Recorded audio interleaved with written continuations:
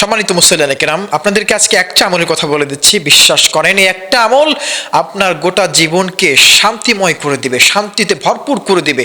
আজকে গোটা দুনিয়াতে আপনি যেখানে যাবেন অশান্তির বেড়া দিলে গোটা দুনিয়াটা ছেয়ে আছে। এই অশান্তির মধ্যে এক ফোঁটা শান্তির ছোঁয়া পেতে পারেন সহজ একটা আমলে, যে আমলটা সবাই জানে বাট করে খুব কম মানুষ, তা হচ্ছে সালাম।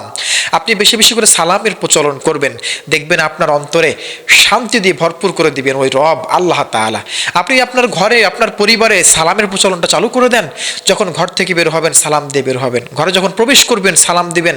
বাচ্চাদেরকে শিখিয়ে দেন বেশি বেশি করে সালাম দেওয়ার জন্য। আমাদের সমাজে দেখবেন আজকে অনেকে অহংকারের বশত সালাম দেয় না, ধনী গরিবকে সালাম দেয় না। সাধারণ মানুষ একজন রিক্সাওয়ালাকে, কুলি মজুরকে সালাম দিতে তারা অহংকার বোধ করে কিংবা তারা লজ্জা পায়।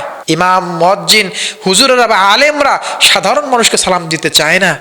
আবার অনেক সাধারণ মানুষ আছে, তারাও দেখবেন আবার অনেককে কার্পণ্য করে কিংবা অহংকার করে কিংবা নিজেকে বড় মনে করে অনেককে আবার সালাম দেয় না।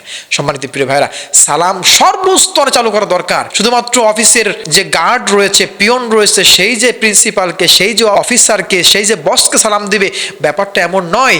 যেদিন অফিসের বস তার পিয়নকে সালাম দিতে পারবে সেদিন বুঝতে পারবেন সে অহংকার মুক্ত হয়ে গিয়েছে, তার মধ্যে শান্তির সিটেফোটাও আছে আলহামদুলিল্লাহ। যেদিন দেখবেন আপনি কোনো রিক্সাওয়ালাকে নিজের থেকে আকবরী সালাম দিতে পারবেন, সেদিন আপনি বুঝতে পারবেন যে আপনার মধ্যে অহংকার বলতে কিছু নাই আলহামদুলিল্লাহ। এই জন্যে সালামের প্রচলন করেন। সালামই কেবলমাত্র মানুষকে অহংকার মুক্ত করতে পারে, মানুষের ব্যক্তিতে, পরিবারে শান্তিময় করতে পারে, বরকত দিতে পারে, আনন্দ দিতে পারে একমাত্র এই সালামে। আমার এক উস্তাদ বলতেন যে যেই এলাকায় বেশি বেশি করে সালামের প্রচলন হয় সেই এলাকায় আল্লাহ তাআলার গজব নাজির হয় না।